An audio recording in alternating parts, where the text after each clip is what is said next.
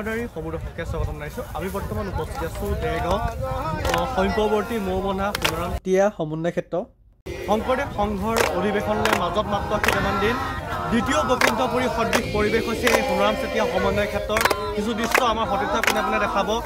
আৰতীসকলে আই মাতৃসকলে তেওঁলোকে নামেৰে তেওঁলোকে দ্বিতীয় বৈকুণ্ঠপুৰী সদৃশ এটা পৰিৱেশ সৃষ্টি কৰিছে। তেওঁলোকে শ্ৰমদান কৰিছে। আচলতে প্ৰস্তুতিটো ইংগত সকলো ফালে তেওঁলোকৰ অসমৰ বিভিন্ন প্ৰান্তৰ পৰা তেওঁলোকৰ বাপসকলে আহিছে, বিভিন্ন জিলাৰ শাখাসমূহ আহিছে। তেওঁলোকে প্ৰস্তুতিটো ইংগত মাজত কেইটামান দিন অংকৰংগ অধিৱেশন বুলি ক'লে এটা উচ্চমুখৰ পৰিৱেশ হয়। সমগ্ৰ অসমৰ ৰাইজে ইয়াত উদৰি পোৱা দেখা যায়। প্ৰায় লক্ষাধিক ভক্তৰ ভিৰ হোৱা দেখা গৈছে। ভিৰ হ'ব ইয়াত কেইদিনমানৰ পাছতে। তাৰ উপলক্ষে তেওঁলোকে আৰতীসকলক নামত ধৰিছে। আমি কিছু নামৰ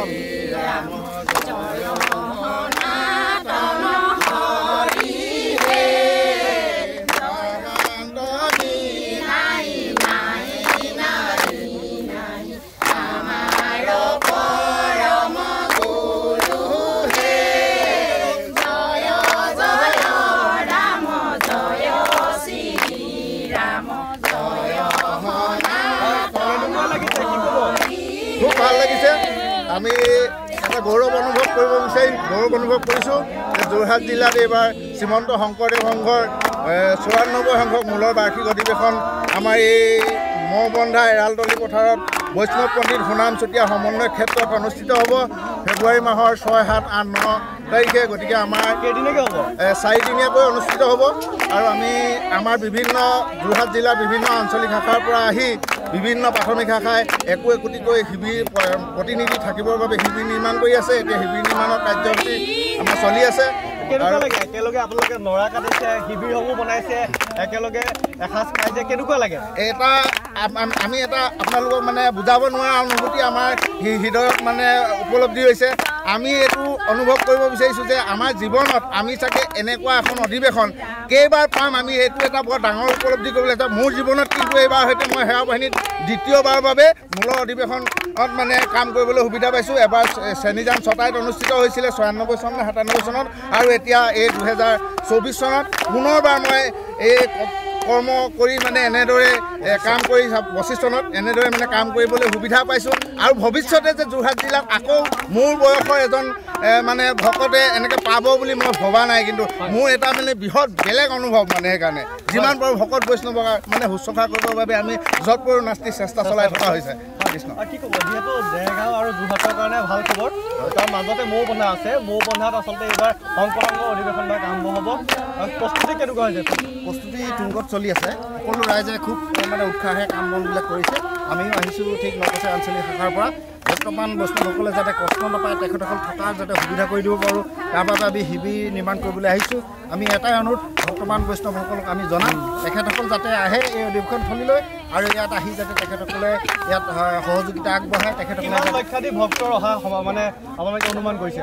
ইয়াতো 1.5 লক্ষাধিক ভকত ইয়াত বৈষ্ণৱ থাকিবই প্ৰতিদিনে। হয়, প্ৰতিদিনে থাকিব 1.5 লক্ষাধিক। হয়, আৰু মনটো কেনেকুৱা লাগিছে এতিয়া? মনটো ভাল লাগিছে। আৰু দ্বিতীয় বৈকুণ্ঠপুৰী সদৃশ এটা পৰিৱেশ হৈছে। পৰিৱেশ নিশ্চয়কৈ হৈছে।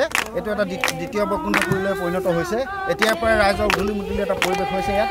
সকলো যোৰহাট জিলাৰ সকলো প্ৰাথমিক শাখা, সকলো আঞ্চলিক শাখা আহি পিনে সমবেত হৈছে। তেখেতসকলে নিজৰ নিজৰ কামবিলাক কৰি তুলিছে।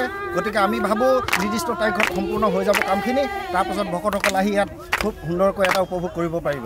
হয়, ধন্যবাদ জনাইছোঁ। বিভিন্নজন আহিছে, এজন দেৰগাঁৱৰ পৰা আহিছে। দাদা কি ক'ব, শংকৰ সংঘ অধিৱেশন বুলি ক'লে এটা উদুলি মুদুলি এটা আধ্যাত্মিক পৰিৱেশে সৃষ্টি কৰে, কি ক'ব? এইটো এটা খুব ভাল লগা পৰিৱেশ হয়। বিশেষকৈ যিটো আমাৰ বৈষ্ণৱ ধৰ্ম গুৰুজনাই যি এক নাম ধৰ্ম প্ৰচাৰ কৰিলে, এইটো এই অঞ্চলটোত এই অনুষ্ঠানটোৰ যোগেদি প্ৰথম কথা হ'ল প্ৰচাৰ হয়।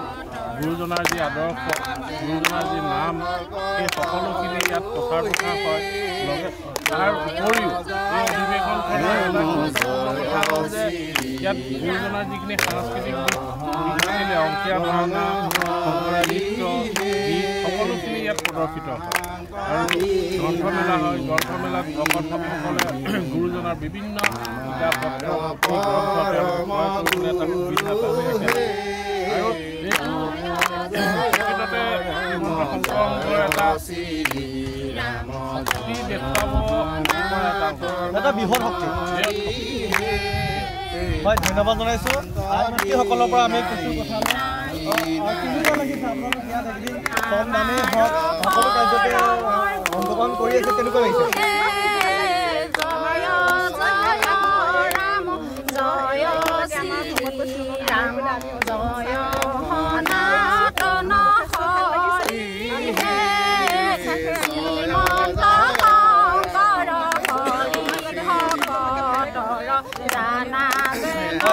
কি ক'ব কেনেকুৱা লাগিছে হয় ভাল লাগিছে কি ক'ব হয় কি ক'ব হয় আৰু যিমান আছে আমি তেওঁলোকৰ পৰা জানিম বাকী ক'ব আপোনালোকে দিনে ৰাতিয়ে ইয়াত কষ্ট কৰি আছে সন্মান কৰি আছে কেনেকুৱা লাগিছে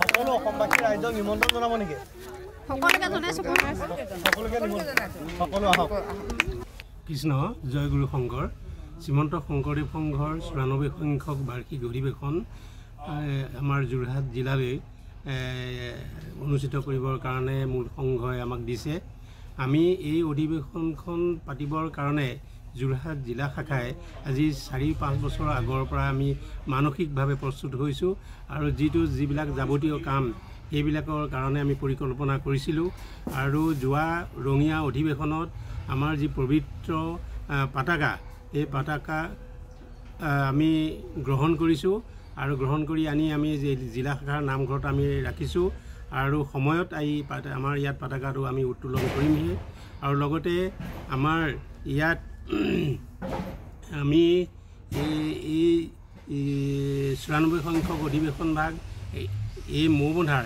এৰালতলীৰ পথাৰতে আমি স্থানটো নিৰ্বাচন কৰিছোঁ আৰু এৰালতলীৰ পথাৰৰ পৰাই আমি সকলো ভকত বৈষ্ণৱক আমি আহ্বান জনাইছোঁ আৰু সকলো ভকত বৈষ্ণৱক আমি আমন্ত্ৰণ জনাইছোঁ এই অধিৱেশন ভাগ সফলভাৱে ৰূপায়ণ কৰিবৰ কাৰণে সকলো দিশত সহায় সহযোগিতা আগবঢ়াবৰ বাবে ইতিমধ্যে আমাৰ ওচৰ চুবুৰীয়া জিলা